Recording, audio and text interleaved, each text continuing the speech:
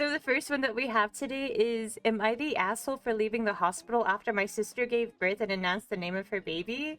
Based off the title, I'm gonna say no. But I mean, like, why? I don't know. I don't think it's that bad, but I'm gonna say no. But I'm also just like not sure, like, what the whole whatever my sister gave birth, like, I said hello to her, made sure she was okay, and then I left. I, 32, have been dealing with infertility for 7 years now. My god, we are just running right into it, aren't we? My husband and I are prepared for the fact that we might never get to have a child together, but it's not easy.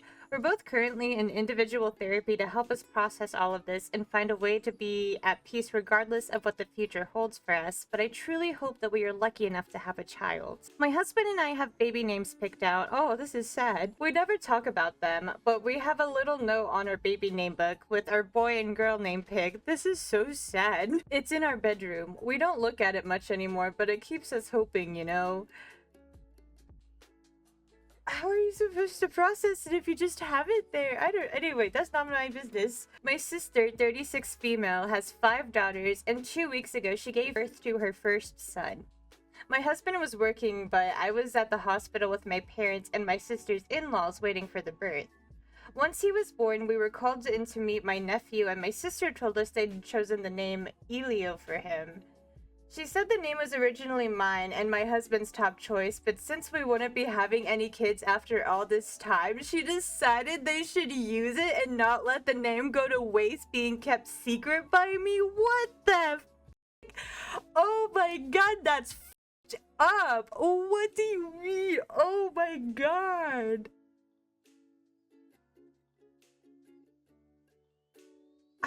That's audacity right there. Holy dude, that is mean. That is so rude. Oh my god.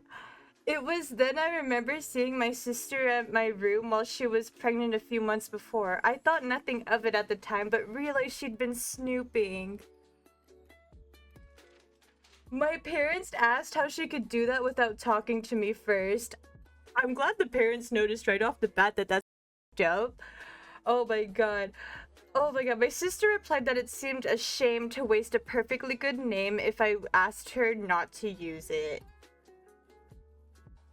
I can't. I couldn't handle it and I left. That's so valid. Oh my god. I didn't even say congrats or anything. I left and went home and I cried for a while. Oh, this is so sad. The very next day, my sister called and asked me why I made it such a big deal. Mother, dude, are you serious? Oh my god, do you want me to fight her? Like, I'll do it. Like, that's up. She also decided to drop that she was, oh my god. She also decided to drop that she was hurt. I never discussed my baby names with her. Gatekeeping them. What the? Bro, what the f? Gatekeeping them. Gatekeep. I wonder why. Literally, I wonder why. You didn't prove why a couple hours before. Are you serious? Even when I knew I wouldn't have a baby. I asked her how she could go out of her way to take the one name my husband and I had picked. She called me sensitive. Oh my god. I ended the call without another word. My parents checked in on me 2 days after. But since then, my parents have said I should let it go and apologize for walking out. Okay, this is... no way. My sister also said I made her postpartum time and it was very selfish on my part. Shut the f... Oh, this has gotta be fake. There's no way. That's no... Oh, freaking... Dude, I'm mad. That's... Oh, that was rude. Like, you knew what you were doing right off the bat? I just cannot... But what do you mean? That's the name she picked. Even if they're unable to have their own, that's still a sore spot, literally. Like, there are so many names in this world, and you decide to, like... That's just so f***ed up, dude. Gatekeeping them? Gatekeeping them? Oh my god. How do people like this exist? Dude, there's no way. There's no way there is someone this vile, like, on something, like... Okay, it's not that... Okay, it's not enough to have the word vile be used, but damn, that's f***ed up. OP has offered the following explanation for why they think they might be the asshole. I left the hospital after my sister had her baby and announced his name. I was upset because she chose the name my husband and I had saved. I had no idea beforehand. She was newly postpartum and I'm distant since then, so maybe I'm the asshole for not getting over it and for making a scene so soon after she had given birth. Sister knew this was a sensitive topic, and it's just really insensitive on the sister's part. I think it's really weird that, like, she's, like, doing that. Like, that's so weird. Like, does she not understand how that is fucked up from the sister's perspective? I can absolutely guarantee you that if OP did that to sister, she would have reacted the same, if not worse. She, like, oh my gosh. Not the asshole, the sister. Dude, yeah, no, absolutely not the asshole. I don't think they're the asshole at all. Dude, your sister's the asshole. Dude, your sister's a dick. Oh my god. Not the asshole. No one owns a name, sure, but your sister is an insensitive jerk. Not only did she snoop to find the name, but her reasoning is awful. For all she knew, maybe you'd opt for surrogacy, or so her being sure you won't have kids is ridiculous. Absolutely. Even if you don't opt for any of this, a reality is that you are struggling with something incredibly difficult, and that name is linked to it. She purposely went out of her way to use that name. She purposely went out of her way to hurt you. Her postpartum isn't difficult because of you. It's her own fault. I would truly never talk to her again. It's not about a name, it's about the utter disregard for you and your emotional state. Thousands of names could have been used for her kid, and she chose to use the one her sister struggling from infertility wanted. She casually invaded your privacy and was cruel to you. No sister who actually cares for her sister would do that. And your parents are assholes too. Don't you dare apologize for walking out. OP, I will rampage in the comment section. This was full of passion, but they're so right though. I don't think I would bring myself to apologize for it, but I also wasn't sure if that made me the asshole anyway. Sometimes you need to be in awe, but it's a comfort to see the comments. It bothers me she invaded my husband's and my privacy, but the comments are where the hurt is real. I never expected her to be so callous about this. Dude, like, that's not like I don't know. That's what I would just like cut. That's it. Like I don't care if you're my family. That's up, and I don't think I could like. I don't think I would personally be able to recover if something like that happened. You know. When people show you who they really are, believe them. It's one thing for someone to not support you during your bad time. It is another thing for someone to make your bad time worse for you. You learn this person isn't worth keeping around. My advice is to block your sister and make it clear to parents that nothing short of a sincere apology and name change will allow her back into your life. You haven't done anything wrong, and your sister has added to your pain unnecessarily. Yep, you are no longer family. That is too far. Like, literally, that really is. Like, oh my gosh. Absolutely agree. That's messed up. Not the asshole. I will fight your sister. Am I the asshole for telling my parents they became liars the second they started fostering their adopted daughter? What? Am I the asshole for telling my parents they became liars the second they started fostering their adopted daughter? No? I'm gonna say no. My parents started fostering when 19 female was 6. My younger brother was 3 at the time. I never had a problem with it. It was normal, and I got along with a lot of the foster siblings who came to live with us. This then changed with Amy. Amy? I met Amy in 2nd grade. She was new to my class and we did not get along. I remember other kids saying she was mad at me and I had no idea why. We only knew each other for a few days at that point. I remember thinking if she was mad at me for nothing, then I was mad at her. We clashed a lot. Then in 3rd grade, she started bullying me. Oh no. She'd throw my lunch on the floor and step on it. She'd make up lies about me farting to get other kids to make fun of me. She told me the teacher she wouldn't sit work with freaky eye. I had a scar across my left eye. What is this, a TV show? She'd also say I was evil like Scar from The Lion King. The scar gave her plenty of ammunition, and eventually I became very self-conscious of this. This is Zuko. Poor Zuko. I'm sorry, that's... Like, there is no way. The scar... I don't think this is a real story. My parents knew about the bullying, and they were called in to speak to teachers and the principals over the bullying. I don't think this is... This sounds so elementary middle school. Dude, this sounds like somebody who was trying to make a Wattpad story, dude. I don't know, let's just read it through. Let's just read it through. I'm not buying it, but let's keep the entertainment going. Turns out Amy was a foster kid. Guess who decided to take her in? My parents. We were 10. My parents decided to adopt her. My parents were asked how I felt about it by a lot of people. They lied and said I was good with it, and I was excited to help Amy and get along with her better. It was a lie. I screamed the house down when I found out and begged my parents not to. My brother didn't like Amy either. She had used him against me so many times at school and he knew about it. My parents blamed me for my brother and Amy not getting closer. When I was 15, we had this really big fight. Hold on, let me guess. Amy and the brother get together. Hold on, this is my prediction. My parents told me Amy was as much my sibling as my brother was, and they weren't happy that I didn't acknowledge her as such. I told them I never would, that they could adopt her 100 times and I still wouldn't call her my sister. I told them they chose helping her over protecting me. I told them I wish she had stayed in foster care forever and that nobody had ever loved her because she was a bully and I was tired of being her target. Holy crap. Oh my god. My goodness. I told them that she had won though. She had them and I would never see them the same way again. A year later, Amy and I got into a fight and I was allowed to go and live with my grandparents. My parents tried to keep in touch with me, but I have made no effort. And eventually I started telling people my parents had lied about me wanting them to foster and adopt Amy. People treat my parents differently as a result, and they confronted me about this 3 weeks ago. They showed up at my grandparents and said we needed to talk. They mentioned me calling them liars, and I said they were, and they became liars the second they started fostering Amy. My parents told me I had such a selfish outlook of the situation. I told them they chose Amy, so I didn't owe them or her selfless outlook. Okay, so she didn't get together with the brother, so I was wrong. This doesn't feel like a real story. And then everyone clapped vibes. No, that's literally it. OP has offered the following explanation for why they think they might be the asshole. I told my parents they became liars the second they started fostering their adopted daughter.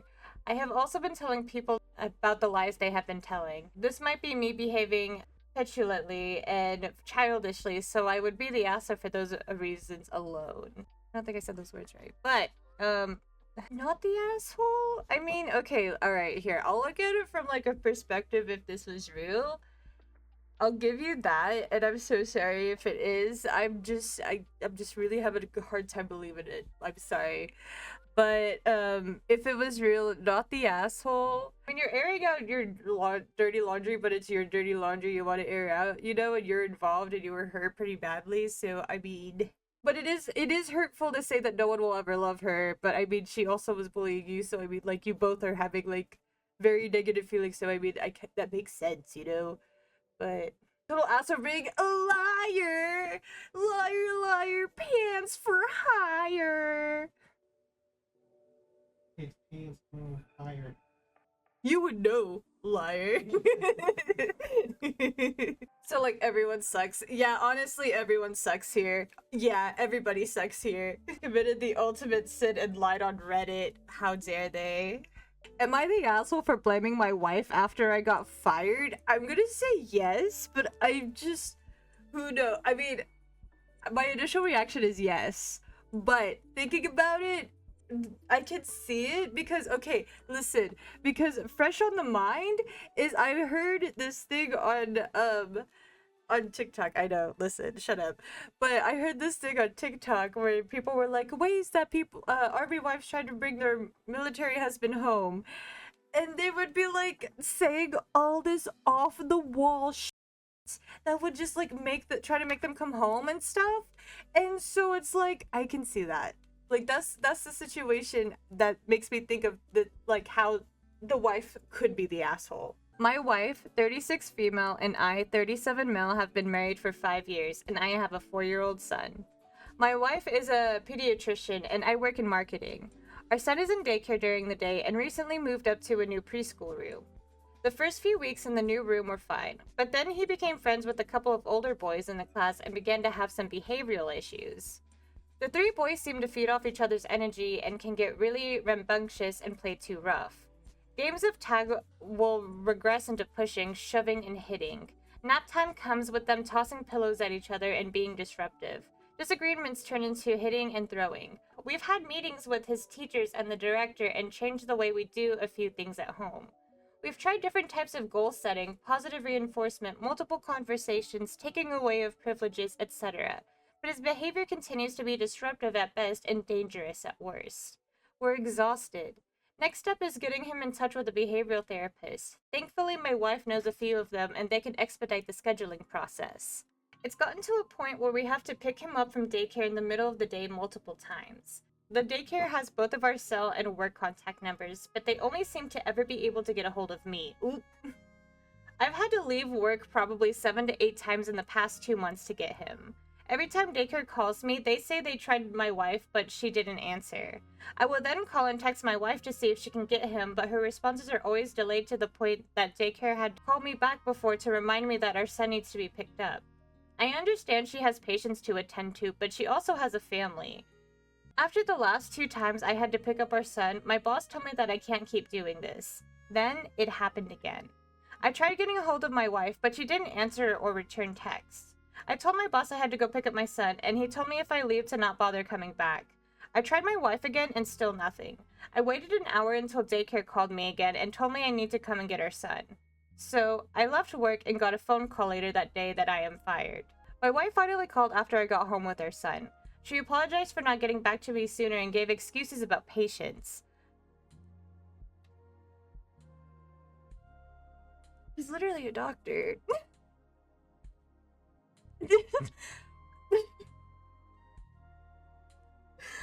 I can't. Okay.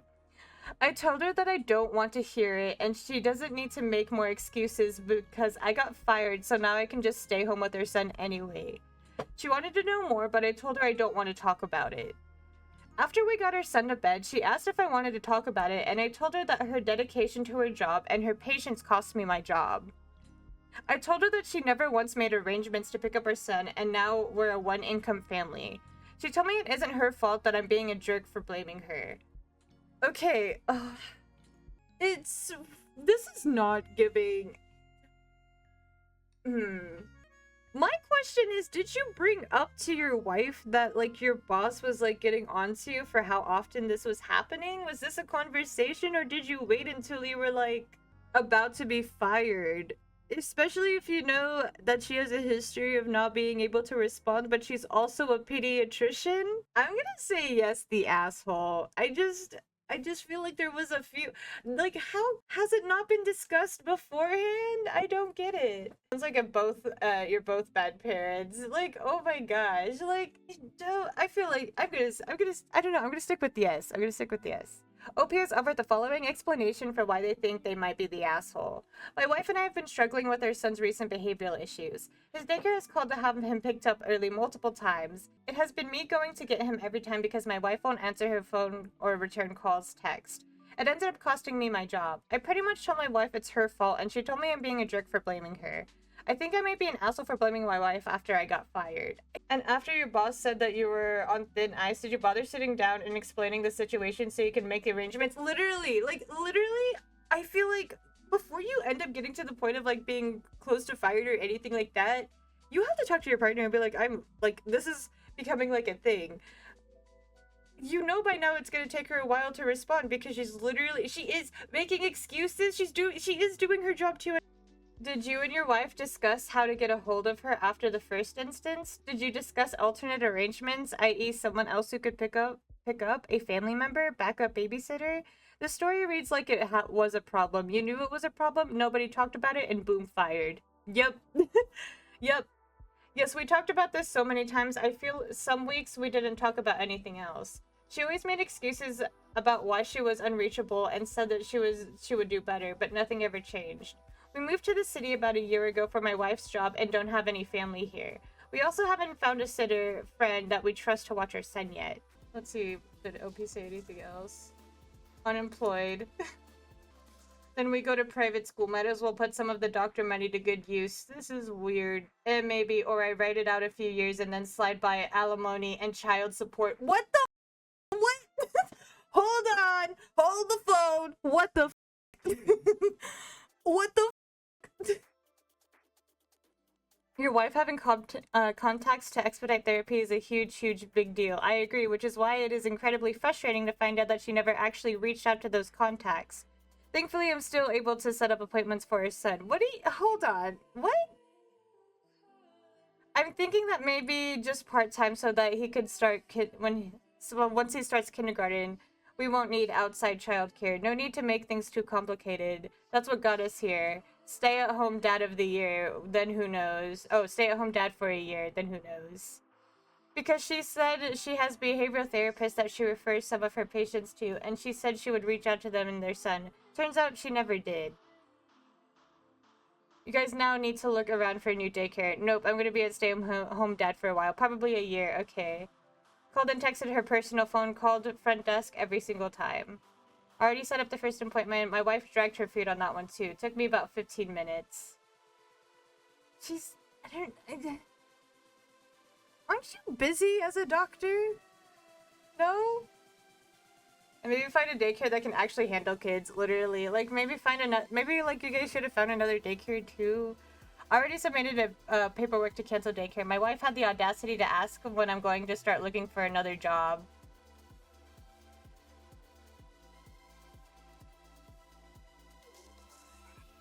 You're blaming her!